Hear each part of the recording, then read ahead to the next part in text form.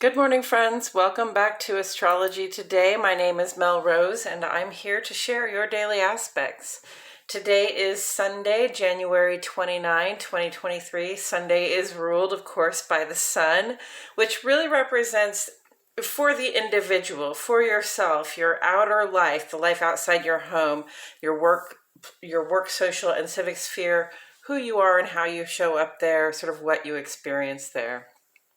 The sun today is in the land of Aquarius, right there, along with the planet Saturn.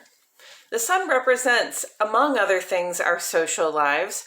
What groups are you drawn to because they share your sense of purpose in the world? Whether it is your love of a certain sport, a passion for social justice causes, or some other activity you like to do among friends, it is under assessment at this time. Under Aquarius influence, plans are being made for our next run around the sun. And one thing we have to consider is this: how do our social activities support or fail to support the broader collective? Do the people who serve us at those times make a living wage? Do they work in good conditions? Do our hobbies create a lot of unnecessary waste? It's time to look for alternatives that we can feel good about. And if we can't find them, it may just be time to speak up and put some right policies and practices in place. The newly waxing gibbous moon is here in the land of Taurus. We reached the first quarter yesterday. The moon will be full next week at this time. Between now and then, we're in a mode of actively unfolding the plans we've made to reach a point of accomplishment. Taurus influence gives us a steady pace and grounded. We are grounded in what is familiar, and we gather the stuff and things we need to culminate our goals at this time. Our midwinter observation, known as Imbolc to me, arises in just 4 short days. We had the lunar observation, which was more of a home side emphasis on cleaning up and setting intentions for the new year. On February 2, we will celebrate the solar midpoint between winter solstice and spring equinox, perhaps with some friends. It's appropriate to do some kind of service in the public sphere. It's appropriate to start a fire, probably not in the public sphere, and to let others know what our plans are for the coming year, especially those things we'd like to collaborate on. Fixed air and fixed earth friends, fixed signs establish. They take what we've started and they give us the staying power to do the work. In this case, we're planning and we're collecting to ourselves the materials we need to meet our goals, both short-term and long-term. And we start on the sun side of the page today, where we think about our sense of purpose in this life, who we are and how we show up in the world outside our homes, this evening at 7:45. Central Standard Time, friends. Sun culminates its trine here to Mars, Leo, Aries, and Scorpio. We have clarity of purpose, especially when it comes to what we're doing out in the world, and we find it very easy to take action at this time. Initiative and momentum, drive, passion, zeal, even impatience are on our side at this time, like a big shiny green light. This vibe will linger with us through about February 9.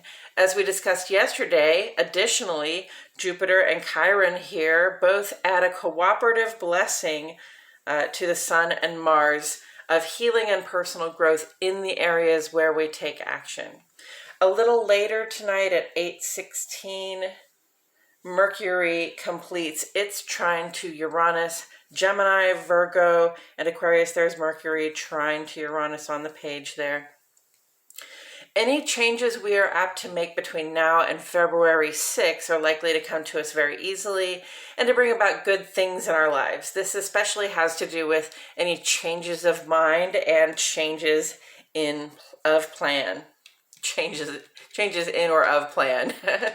This brings us to the moon side of the page. So with lunar aspects, we focus mainly on how it feels to be us, who we are in private at home, and among the people we keep close. The waxing gibbous moon goes void, of course, late in the evening at 11:52.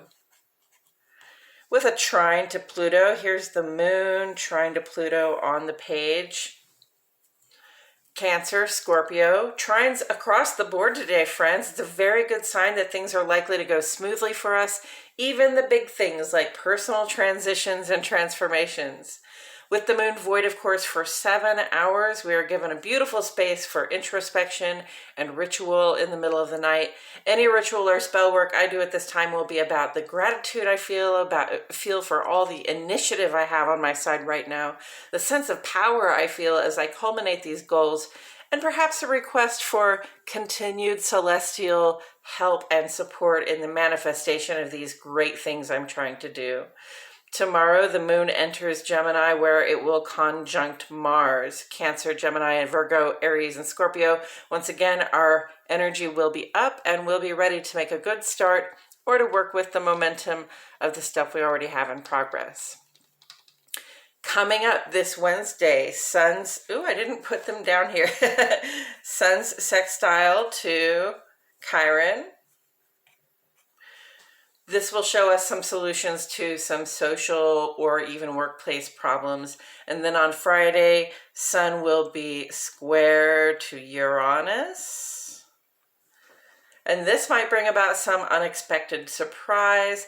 And then we'll have that full moon in Leo next Sunday. And this will be our way and our day to wind up the work of culmination and to sit back and celebrate the feeling of accomplishment. That's it for today's astrology, friends. Thank you for tuning in for the second half of this vlog where we seek further insight from Tarot. Please check out my other channel, Astrology Today and Tarot with Mel Rose. The link is in the description. I appreciate you all so much for being here. My love and gratitude go out to each and every one of you. And I will see you all back here tomorrow for more Astrology Today.